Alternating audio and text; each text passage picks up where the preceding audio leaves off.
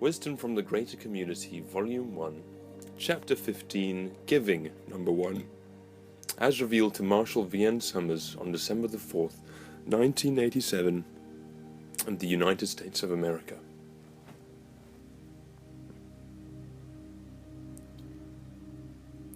We would like you to think about giving in the sense of what has been given to you.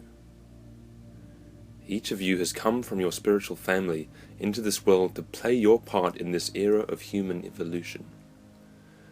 You have come with problems to solve, but more importantly, you have come bringing the memory of your ancient home here, so that the distinction between the world and the ancient home from which you have come will lessen and disappear in time. You see, only those who know they have come from their ancient home can give. If you do not know you have a home beyond the world, how can you give? You are bereft. You are poor. Poverty is your state, even if you have money, drive cars and live in luxury. The sense of poverty is your companion. Since everyone here has come from this place bearing gifts to the world, everyone shares a common heritage. Everyone is in a state of evolution. Everyone is moving towards something. Life here is moving towards something. Everything in the universe is moving. Planets, stars, galaxies, all moving towards something. You have all come from the same place. You are all returning to the same place, but you are following different ways and using different means. Now that you have come into the world, there is great assistance available to you. There is a tremendous assistance, my God. It has taken a great deal of planning to get you this far. You have come from your spiritual family. Thus, you are a representative of your family while you are in the world. The world is a lonely, poor place. Therefore, it is important that you who come bearing gifts not only feel that you should give or that you must give, but realize the extent to which you are given to. You see, when you are not tyrannized by your own thoughts, you begin to feel the spiritual presence that is with you. The presence of your spiritual family. You can feel their presence here. So powerful is their presence. If you persist in your development, then not only will you feel it, you will receive it, and it will move within you. It is a very great process, very powerful. In studying the way of knowledge, people learn to become disengaged from their own thoughts so that they can enter the realm of pure experience. Along the way, they learn to refine their perception, develop their sensitivity, and organize their thinking. All this happens as a result of giving. Your inner teachers are here to give.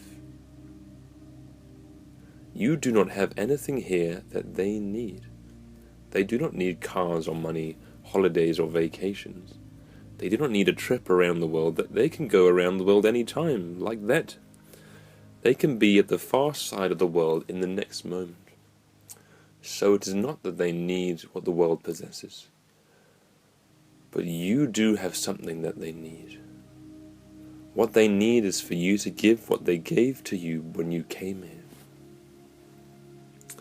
You see, you need your inner teachers very much, but they need you as well. It is a perfect complementary relationship. You could not be successful in your development in this world if you did not have your teachers with you. The world would consume you completely. You would be lost here with little hope of regaining any memory of your true existence. It is because of your inner teachers and because of your true nature that this is not the case. Giving has many ideas associated with it, and some of them are not helpful. First, it is very important for you to realize that you do not know what you have to give. It is not what you think. Intentional giving often leaves you bereft and empty. It leaves you weaker and more depleted than you were before. It is not you who does the giving. It is your knowledge that does the giving through you. Something moves in you that gives. This is the true source of giving. It is your life that gives, it is not you. What can you give? You have a little money, a few possessions, a little bit of time, a little bit of love, a little bit of compassion. Yes, you can give these things beneficially, but you have too little. It is something in you that gives and feeds others physically, spiritually, and emotionally. As a result, you become more powerful, stronger, and healthier. Why? Because your knowledge gives where it must give. And it gives to the right people in the right circumstances in the right way. And you, as a medium of the giving, benefit because you receive the gift as well. Here, giving is a spontaneous and natural exercise. Can you take your spirit and make it give something? Now you can give ideas, thoughts, emotions, and beliefs, and these can be helpful, but there is a greater giving that gives you. This is very important because many of you feel you must give more than you want to. This creates conflict, and then you think, well, if I give, I will get more. If I give what I want, I'll get what I want. And there are all these ideas about giving that are nothing more than bargaining. Well, I'll give a little bit here and a little bit there. That is not the giving we speak of. What we speak of is knowledge emerging and expressing itself within you. It is the power of your true being. And at some point it gives you. Something takes over inside, and it is so natural and so gracious. You find yourself saying something or doing something that you never would have planned to say or do. Afterwards you say, "My God, what have I said? What have I done?" It is as if life pulled it out of you. Therefore, you are not the giver. You are the medium of the giving. This is a very important difference. Those individuals whom you honor for their great contributions in the holy days, did they figure out what they wanted to give? No. Did they figure out how they would do it? No. They gave a lot because they gave more than they had planned to give, because their knowledge did the giving. When knowledge gives, everyone is at ease. There is no guilt or blame because you did not give enough in that situation. Oh, I should have helped that person, but I really did not want to. Or I should go see this person, but I really don't want to. And there is terrible blame for not even wanting to because you think you are supposed to. You do not go home because you are supposed to. You did not come into the world because you were supposed to. There is no supposed to in the universe. That is not what moves things. The earth turned not because it is supposed to. Does it have a choice in the matter? Is it not moved by something greater? And is not your giving moved by something greater as well?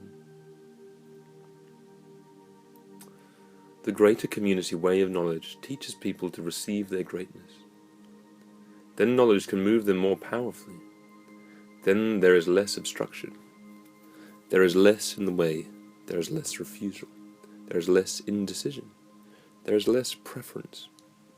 That is why this teaching is so mysterious. It is not philosophical in nature. There is not a whole new philosophy of giving. So how do you do this mysterious kind of giving that we are talking about? You have to prepare. That is essential. That is what distinguishes the true initiates from the pretenders.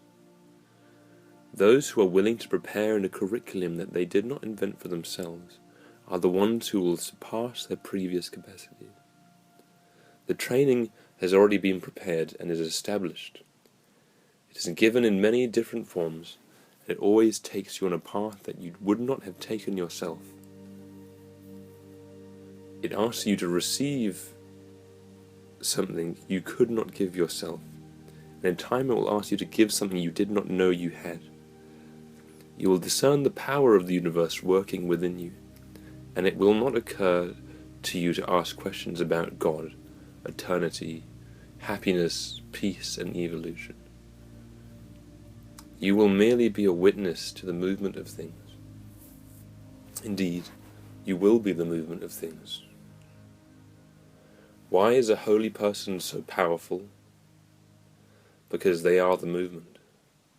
They have prepared long for this. It is not something that they came along one day and swept them away. They prepared mentally, emotionally, and physically. Why? Because this is the realm of preparation. You do not prepare for knowledge, you prepare your body and your mind to be vehicles for knowledge. We would like to talk about spiritual practice here, because it is relevant to giving. When you practice, whether it be a meditation in any form or an exercise in writing or observation, it is quite important that you enter practice with the idea of giving yourself to it. What can you get from practice? If getting is your motive, you will not have the patience, the openness, or the receptivity that are necessary to receive the benefit. If you close your eyes in meditation and you say, I want to have contact with the teachers, I want to have this question answered, I want to have certainty about this issue, I want to have a high experience, I want to leave my current circumstances and feel wonderful, I want, then of course you do not find anything. So there is disappointment immediately, and then you say, well, maybe if I give up all once I will get what I want, and so it goes on and on. But you see, when you practice in meditation, you come to give yourself to it. And there is a response because your teachers come to give themselves, and that is the touch. That is where you touch each other. They give to you and you give to them, and you share your mutual giving. People often think in meditation that there are all of these realms and levels, but you know, there is only relationship there. Whatever experience you have, it is because you are joining your mind with another mind in some way. Realms and all that do not matter. Relationship matters. Intimacy matters. This is what generates knowledge. This is what returns the memory of your ancient home to you so that you can be an emissary while you are here, because that is why you came. Why else would you have come here? It is too difficult a place to go on a vacation. You're not here simply to repair old mistakes. There is not enough incentive for that.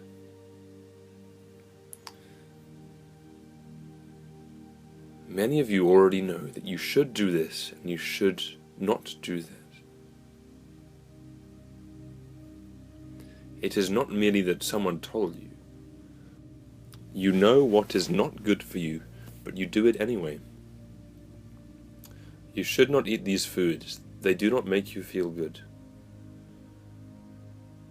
Every time you see this person or go to that place, it is not good for you. You know that, but you do it anyway. Why is that? Wouldn't it be reasonable to assume that if you saw something that would be to your advantage, you would seize upon it without delay? When you are truly motivated, this happens. Why is there this ambivalence about knowledge, this ambivalence about relationship, this ambivalence about intimacy? Perhaps one way of looking at this is that if you think you are going to cultivate yourself for yourself alone, there is not enough reason to do it.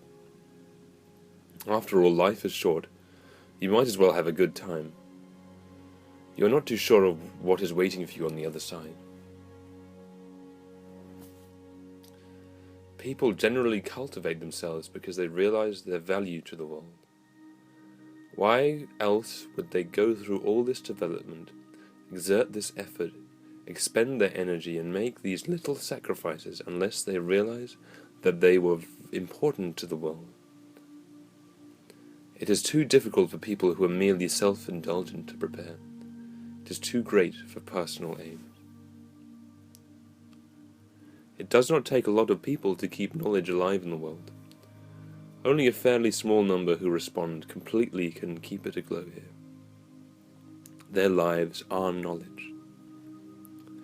Though there are people with personal problems and personal thoughts and concerns, a greater power now abides within them.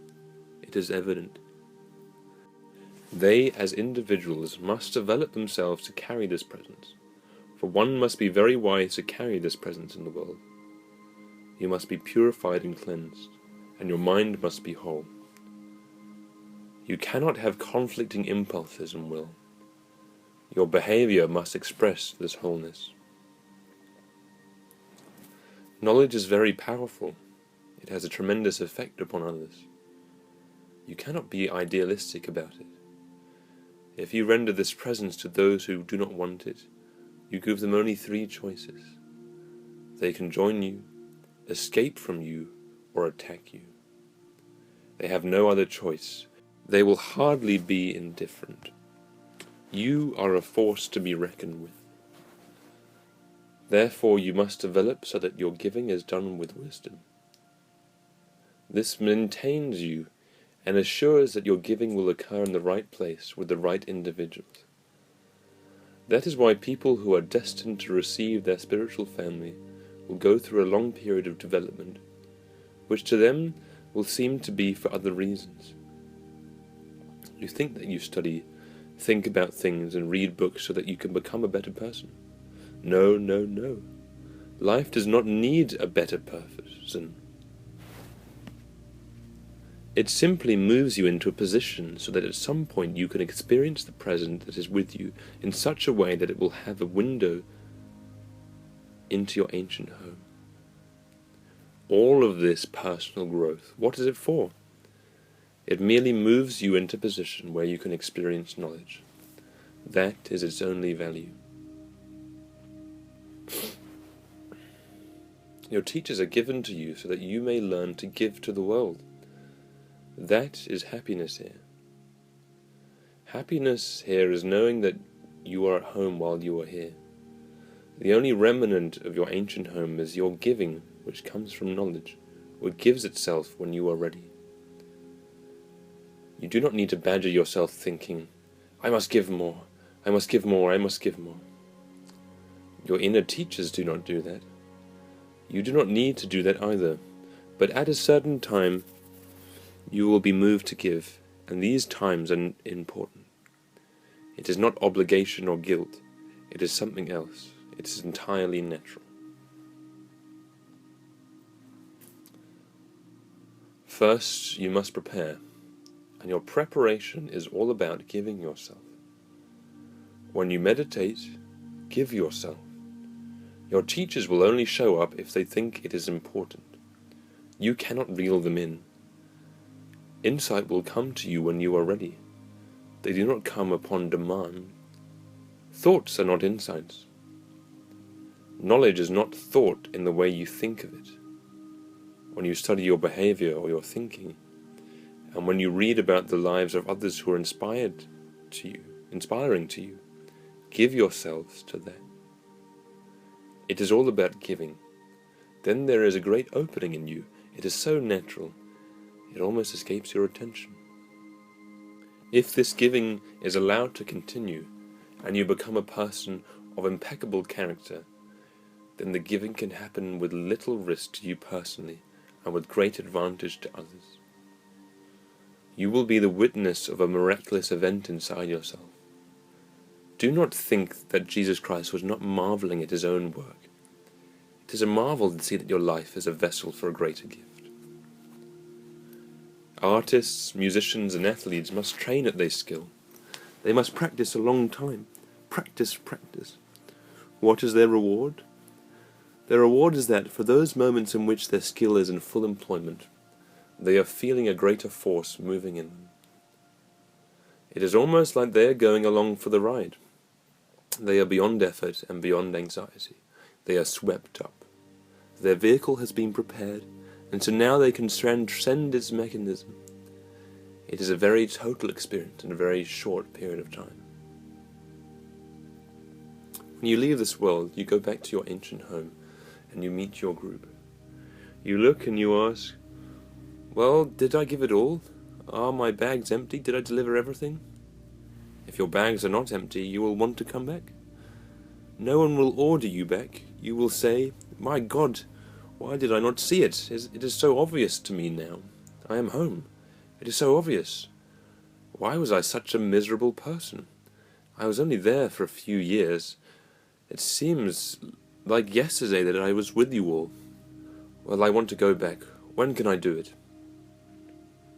And you find out that you have to wait a little while. It is so obvious what needs to be done. What needs to be done is you need to be the person in the world that you are when you are in your ancient home. That is what needs to be done.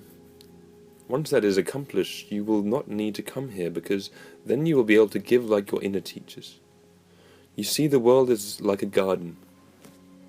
It is tended by gardeners. Your minds are the soil, and the seeds of wisdom are planted. We cultivate this garden because there are only minds cultivating minds. Therefore, you do not need to become a saint. You do not need to emulate behavior or force yourself to give what you do not want to give. That is not the preparation. It is difficult for students of knowledge to fully appreciate the importance of their specific day-to-day development. They are preparing for a great opening inside themselves, where their ancient home reveals and expresses itself through them. For that moment they are home, and they are an extension of home in the world, where those who are homeless come. Life is so short. Why meditate? You are only here for a few years, and then you get sent back like a returned package. Why spend all this time practicing? You must do it because it is your nature to give. You were made to give. You are the gift. Without giving, life is miserable. Yes, each of you has needs, and at times you need a great deal, but it is only to enable you to give. This is so clear if you ever have contact with your inner teachers, because all they do is give. And they ask you to do things at points in time so that you can experience giving, and they can share their joy with you. The great individuals, what did they accumulate here? Only one thing, and that is relationship. When they left, whether they were penniless or rich, what did they take home with them? They took relationship. You see, if your life is about contribution, you will not have a problem finding people to be with you. Your problem will be choosing the right people to be with. You will not have to worry about a good career. Life bends itself to those who give. So thirsty for giving is life here. If the presence is with you, people will come to you like magnetism. That is why you must be a person with little or no personal ambition. You must be very clean. But it is not you who cleanses yourself. Knowledge cleanses you. The world is a very tough place to give in, because people are ambivalent about getting well. There's a great deal of harshness and anger here. So how do you give in situations like that? How do you give to people who are angry, resentful, and unhappy? How do you give where giving seems prohibitive? How do you give to situations that seem dangerous or violent? There are many how-to questions about giving, and they are quite legitimate, but the answer is very simple, though it will be very mysterious. Do not worry about it. What gives through you knows how, when and where to give, because you are not the person giving. You are the person following. You must all become followers. It is very curious that in human societies being a follower seems so belittling. Being a follower is something that people look down on. Oh, you're a follower, what is wrong with you? Everyone is supposed to be a leader and a command. A captain or a general or admiral or leader or of a corporation or a master artist. Being a follower is something pathetic here. You must all become followers because you all are followers. There are no leaders in the world. Those who appear to be leaders are either following knowledge or they are following their ambition.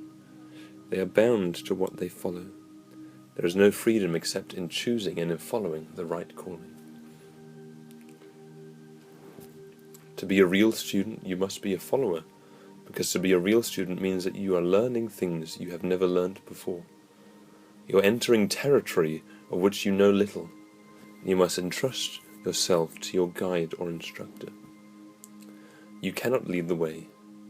If you try to teach yourself, you will only recirculate all the information. You will walk around the same territory, imagining you are making great strides, and after many breakthroughs you will end up in the same place. Well, here I am again. Therefore, you must be a follower. The great recipients of knowledge, those who are leaders, their lives are bound to knowledge. They are following it. They are given to it. They are directed by it. They are nourished by it. What can you give away in life but your independence? Is freedom a blessing if it separates you from knowledge?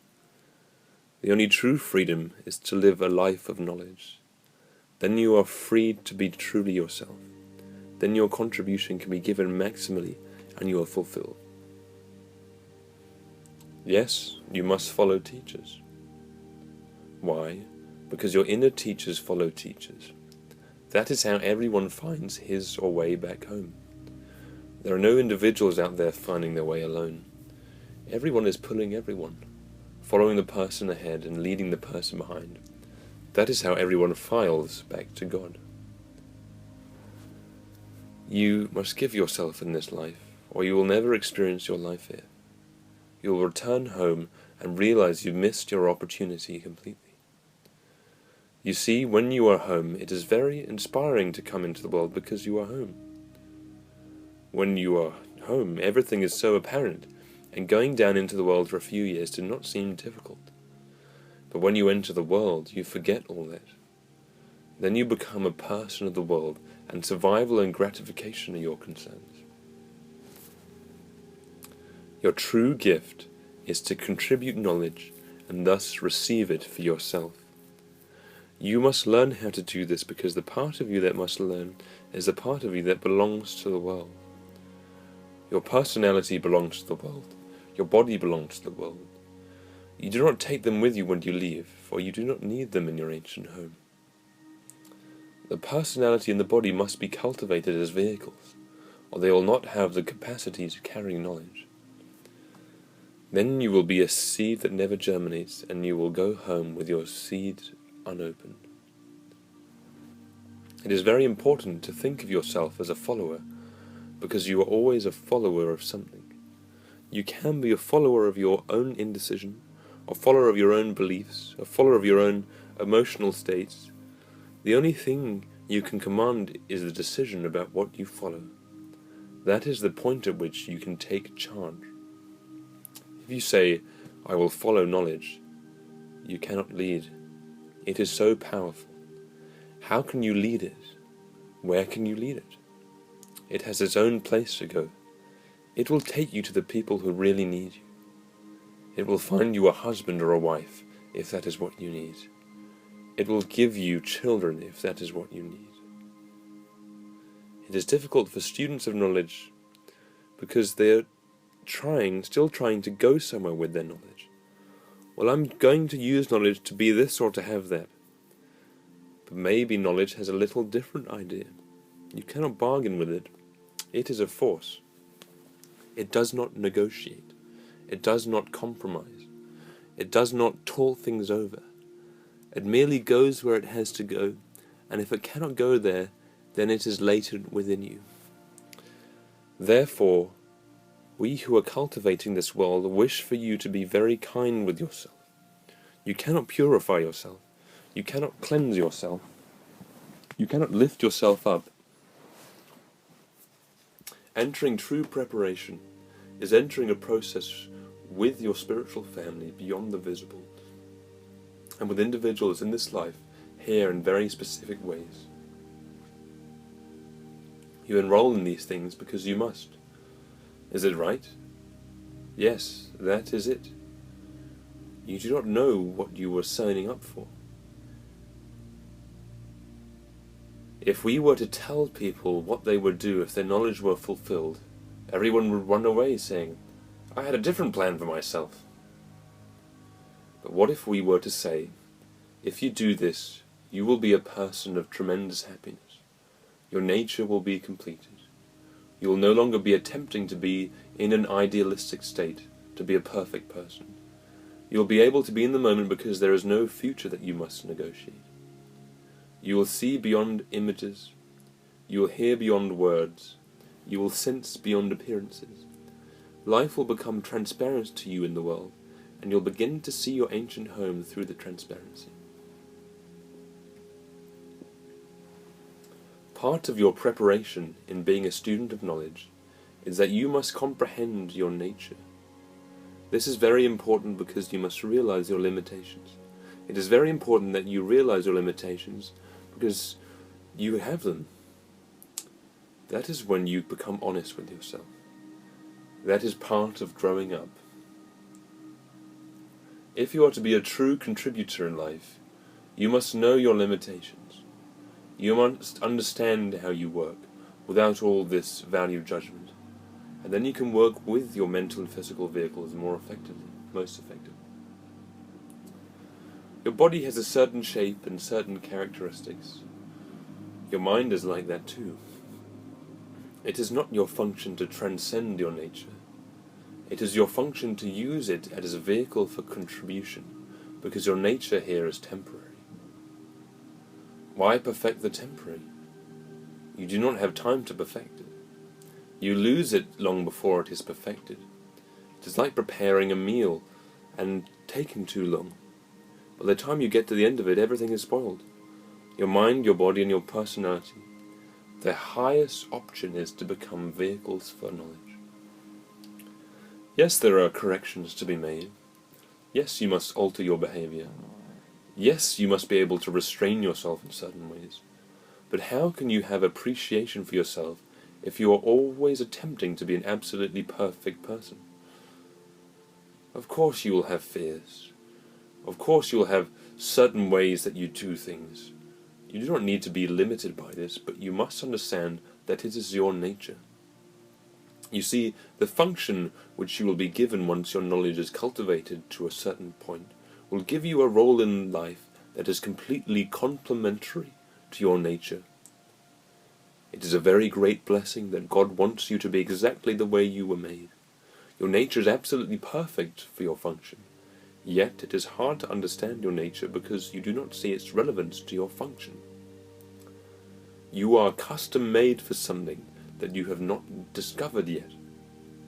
When you discover your function, your life becomes more about honoring your nature than attempting to change it. You'll have to become a master of it, however, for there are liabilities as well as assets, and you cannot justify the liabilities. You must learn to accept and to use your nature wisely. Therefore, let us honor those who gave beyond choice, those in whom giving gave itself, and let us be thankful that it did so, for knowledge has been kept alive in the world. Knowledge is the oasis in a dry and thirsty land. It does not matter that the theologians came and constructed wonderful belief systems for their own survival. It does not matter that the thought systems that was as a result of knowledge giving calcified and became a restraint for people. That always happens. When knowledge disappears, thought begins. When people cannot know, they invent things to give themselves temporary stability to allay their own anxiety. For without knowledge, all there is anxiety. Let us honor those in whom giving gave itself. They had to develop themselves so that they would not stand in the way of their own giving. They did not attempt to use it for other purposes. They honor why we have all come here. What a great blessing it is to leave the world and say, Ah, I brought nothing back with me but these people. I came back with a full heart and empty hands. Then your ancient home is established here as well as there. And do you know what happens next? Well, when everyone in your little group that you are working with is completed in this world, you all move to another place where home has been denied, and then you re-establish home there. Then you save that world. What needs saving but a place where home has been lost temporarily? When all places have been reclaimed, then the work will be over and the fun begins. Then you are home, your experience of God's presence is magnified. But even there your experience is not complete, for it is evolving as well. Yet it is as great as your capacity, and your capacity grows over time. So will the experience of presence be ever greater and more inclusive for you. It will be your supreme joy to contribute this wherever you go. Therefore, let us give thanks for those who gave, for their giving is a reminder of our own purpose here. And as we become contributors to life, we will see that life gives contributors to us to make sure that our needs are met and our hearts are filled.